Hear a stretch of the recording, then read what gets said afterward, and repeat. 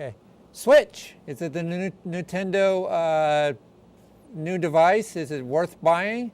Instagram now has video. It's copycatting their parent company, Facebook. AT&T buys Time Warner. Samsung is at it again. This time they're selling your data to your information to China. Intel and Disney are teaming up to do a night show using drones for the first time. And the top toy stories of the season, plus the National Highway Safety Administration releases a new volunteer proposal for guidelines. All that and more on Tech for Dummies.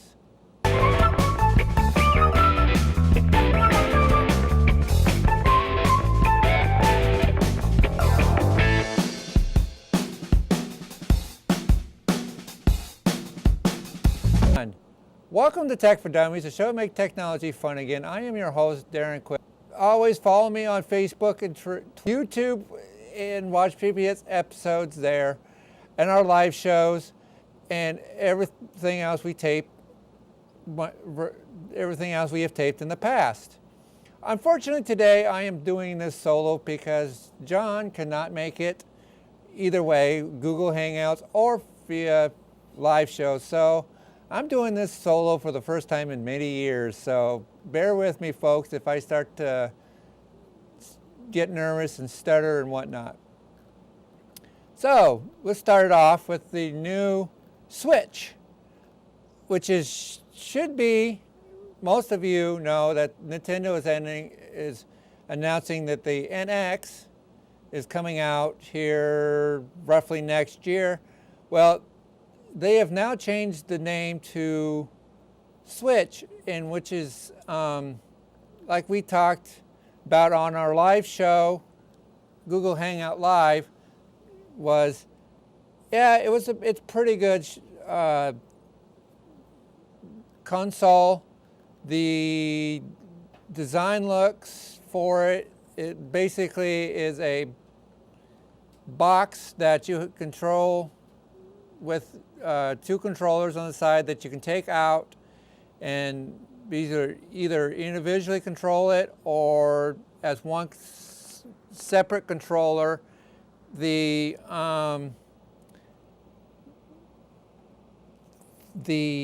game console itself is going to be fine. It looks great.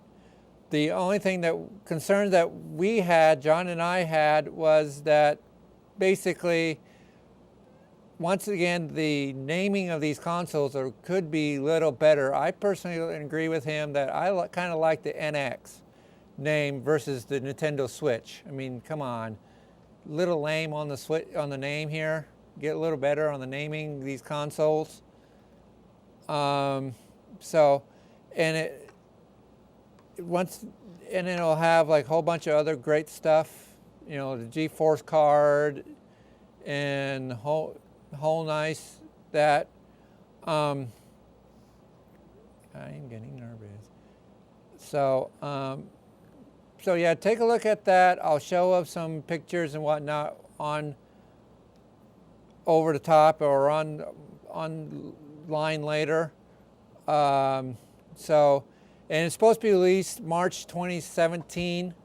So we have till March of next year to take a look at this stuff. Some of the games that they're going to say they're going to release it with are, of course, a new Mario Kart and Mario games. And, of course, a whole bunch of other games from Konami, Phantom Games, Square Inc., Take-Two, Ubisoft, and a whole bunch more. Hopefully this is the gaming console that will put Nintendo back on the race for Gen 4 consoles, because they need this, guys. They really, really need this. PlayStation and Xbox One have been dominating, or actually PlayStation, Sony, and Microsoft have been dominating the game consoles franchise for years. I mean, years. And hopefully this will take and put Nintendo a little closer to Xbox standards, but still down there where they are now in third place. So let's hopefully they do that. Moving on to brand new tech news broke that I found out today while waiting for the show. The National Highway Safety Administration has released a new volunteer proposal guidelines for software makers to develop, manufacture software makers like Apple and Google to aim to cut down on driving distractions and mobile apps and hardwares. These guidelines will, which is again voluntarily, means you don't have to, they don't necessarily have to do this, but they are strongly urged, keyword strongly urged, to do this to basically cut down on road fatalities due to distracting driving, due to like texting and driving, looking at your map, Google Maps, GPS, a whole bunch of other stuff that people have been dying over. So they want the people like Apple and Google, which are the two major cell phone carriers or cell phone makers, to help out with the NHTCA, National Highway Traffic Administration, to cut down on some of these deaths. They say, according to the NHTCA, National Highway Traffic Safety Association, 10% of all recorded in 2015 recorded fatalities were involved with at least one distracted driver, which is up 8.8% from the previous year, from 2014. That's a lot, guys. We need to stop this. We need distracting driving. They're getting to the point now where there's no need for it. They're getting to the point now where cars are actually made to where you can be hands-free, and there's other devices out there that you can buy for hands-free devices. So let's hopefully Apple and Google basically voluntarily does this and doesn't need to be coerced in a way that they have to do it. Knowing Google and Apple, they probably be one of these. They're going to have to be coerced or led into doing it or pushed into doing it. So let's hope they do this. And once again, I'll read it, or I'll give you the website to read the information. It's techcrunch.com, which is a pretty good website. Another one. AT&T is buying Time Warner for $85.4 billion in cash and shares. Now, this one Dustin and I covered back in, 3 years ago, when they first started this process. And both Dustin and I were joking about it, and John and I were joking about it, that if you ever want good customer service again, well, sorry folks, there is no such thing as good customer service ever again, because it's going to go from bad to worse, because now you got to deal with AT&T or Time Warner. But in the long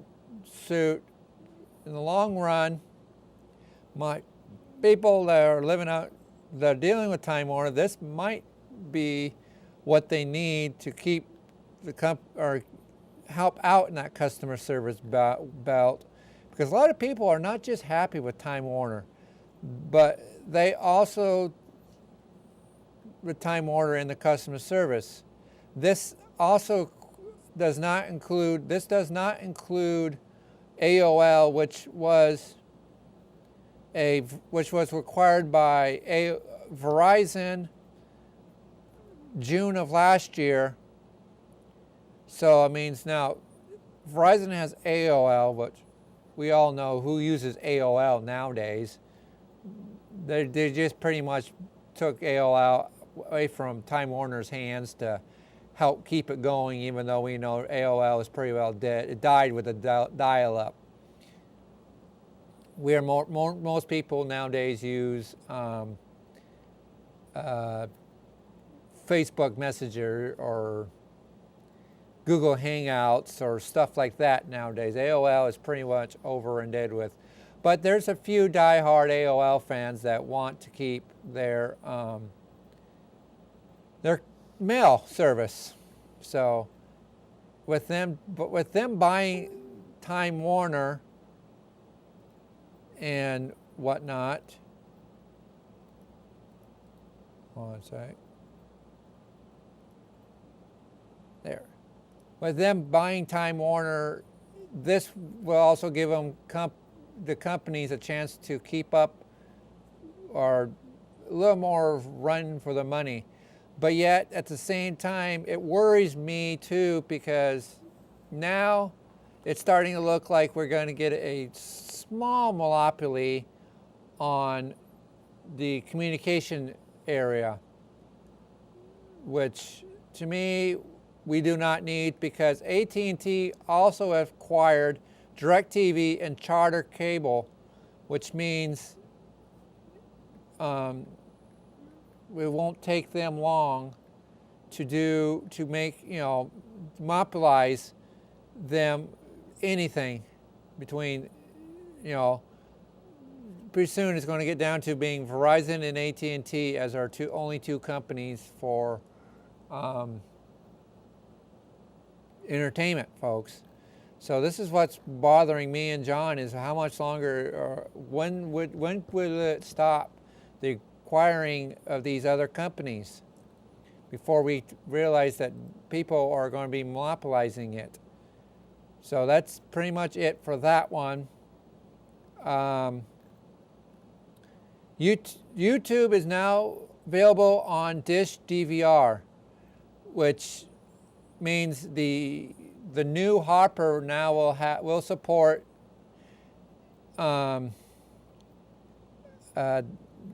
Netflix, Pandora, Vero, Weather Channel, YouTube, and a whole bunch of other ones. So it sounds like the new Hopper, they want you to stick with YouTube again, or Dish, for your TV entertainment. So, which is great for people who have Dish, people like me. Now we can get YouTube on our apps, on our Dish boxes, and don't have to worry about trying to buy a separate standalone separate device like Google Chromecast or Roku or your PlayStation or your PS3 or PS4 or Wii, or all these gaming devices that got YouTube built into it. I think this is going to be a good step in the right direction, but once again, you're going to have, for you older subscribers, you're going to have to pay for the upgrade. Sorry, folks. Moving on to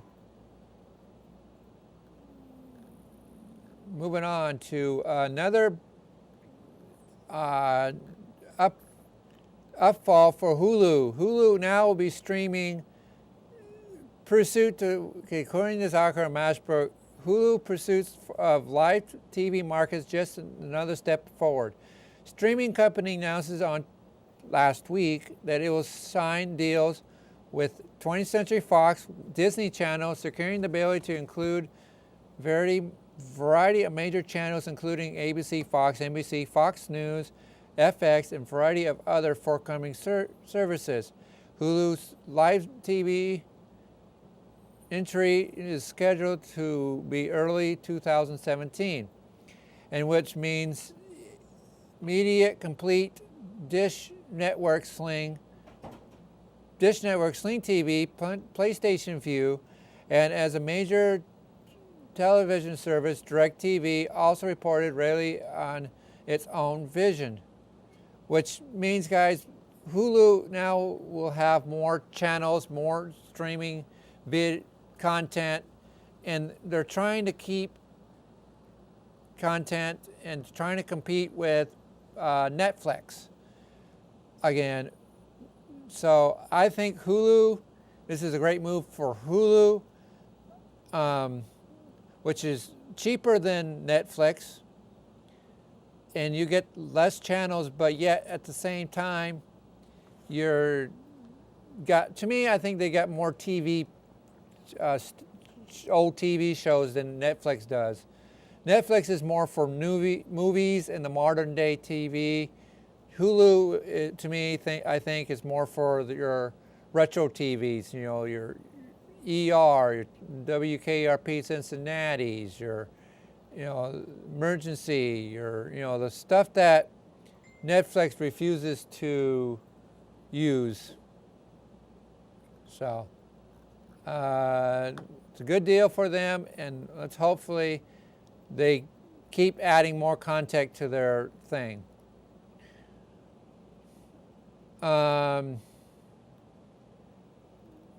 Moving on to Intel and Disney are now going to team up and do something new this year.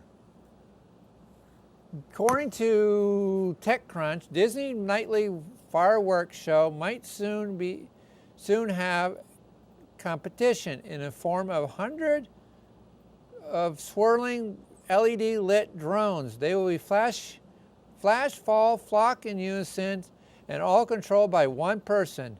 You've seen them. There they were. I saw them, and they were a lack of parent phrase, almost absolutely amazing, according to Matt Byrne of TechCrunch. The drones come from Intel. Electronic giant turned to Disney to showcase its new generation of drones. After these drones could do things that fireworks cannot. Fly as fleet as the intern drones paint the sky with three-dimensional images that twist and turn and come to life. Drones are called Shooting Star 300 will take the sky over Disney World. Lake put on the aerial holiday display. Candy canes will dance, soldiers will march, and everyone be merry. So it's going to be their new show. So which caught my eye was the idea it's Disney and it's drones. I mean, these drones, you got to say, these drones have caught on fast, especially in the last 2 years or so, because all of a sudden they've come out of the woodwork and they've gotten cheaper. And hopefully by the end of Christmas, I should have got my hands on one of those things, and I'll bring it in and show you what they do and what they look like. You pretty much know what they look like, but I'll show you how to work one, hopefully. So basically anything Disney does, they don't do small, but they'll do pretty good. They do big, and it's always astonishing on how they are doing this. And it's going to look great no matter what. Okay. Instagram introduces a live video and disappearing message app. Basically, they are copycatting Facebook on this. All of those who have Instagram accounts know how it works.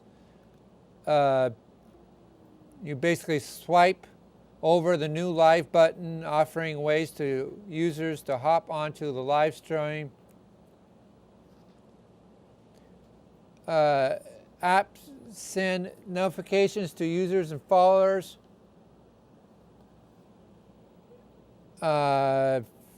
who can then watch and leave comments. One comment can be printed at the top of the feed. The other comments can be completely turned off. The whole thing looks like Facebook Live, offering but stripping from emojis, reaction. Also, recording will not automatically be posted to user's profile after broadcast.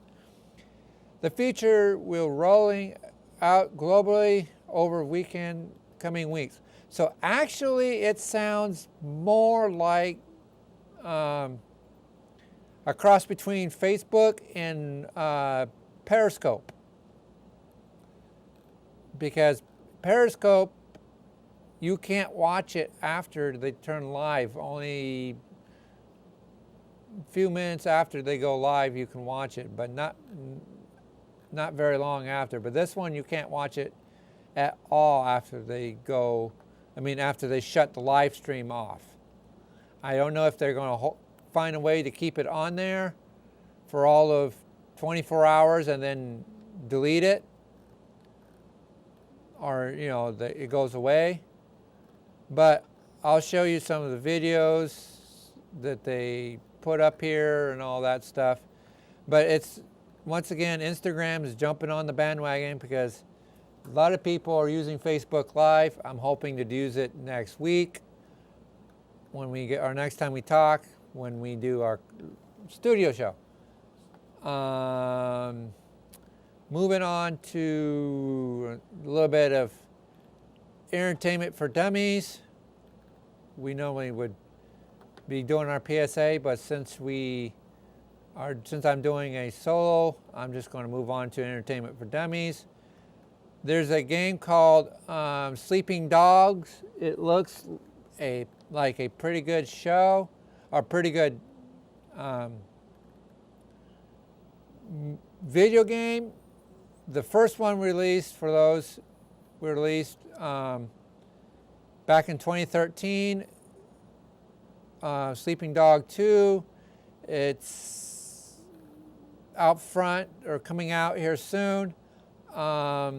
It's going to be a good one, according to the critics and reviews that I've read. It's going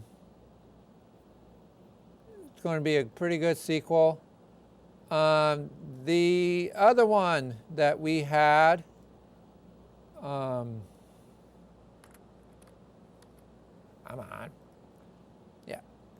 is the Forza Horizon launches on Xbox One and Windows 10. Now, John and I talked about this on our live show. Is officially available on Windows 10. Forza 3 is an open world multiplayer racing game in Australia, which, if you guys are a big fan of, Need for Speed, or all these Asphalt 8, all these good racing games, the graphics on this thing, oh my God, it is out of this world. You will love it. I would recommend just trying it out, please. Just try it out. So, also, we all know that the holidays are coming, and I just wanted to do a quick rundown of the top 5 toys of this year for the holidays. We were going to do this alone. I was going to do this with John, but what the heck. Pretty much all it is drones are hot for the tweens. For drones, of course, DS stuff is hot this year. Games are hot. Some games are hot this year.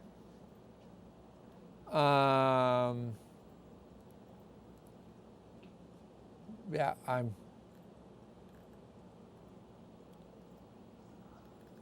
let's see.